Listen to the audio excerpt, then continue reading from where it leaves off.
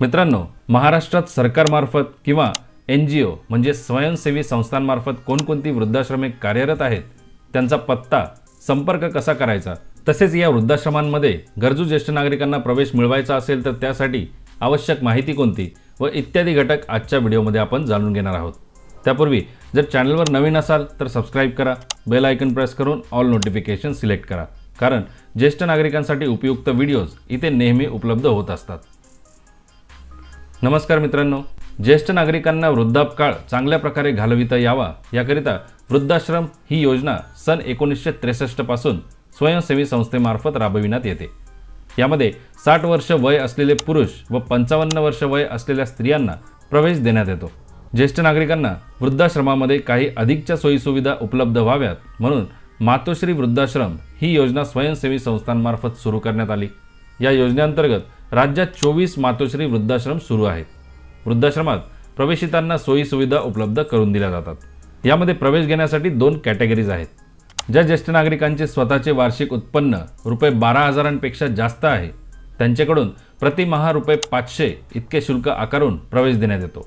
आणि दुसऱ्या कॅटेगरीमध्ये ज्या ज्येष्ठ नागरिकांचे वार्षिक उत्पन्न त्यापेक्षा कमी आहे अशा ज्येष्ठ नागरिकांसाठी कोणतेही शुल्क आकारण्यात येत नाहीत, त्यांना मोफत प्रवेश दिला जातो।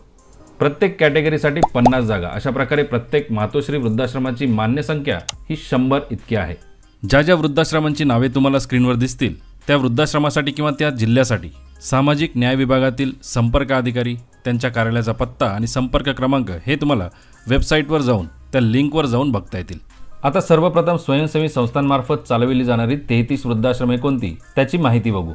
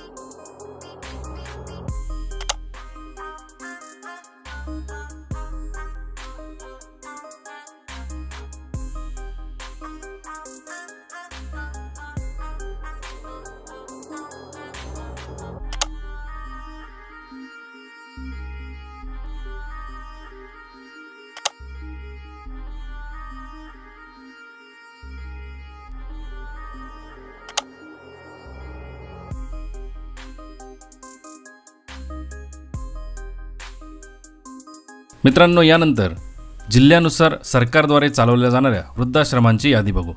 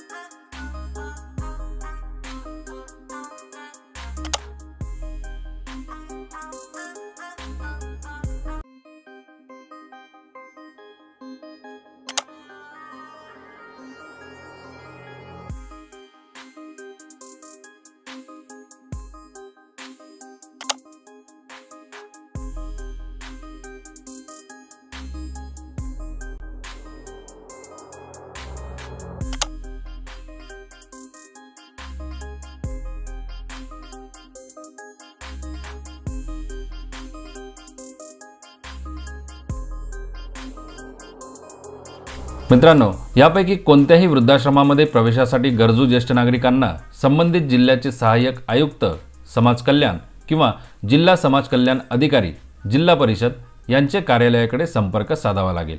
ही अत्यावश्यक माहिती अवश्य शेअर करा आणि अशाच माहितीपूर्ण व्हिडिओजकरिता चॅनलला जरूर सबस्क्राईब करा। पुन्हा भेटू। जय हिंद, जय महाराष्ट्र।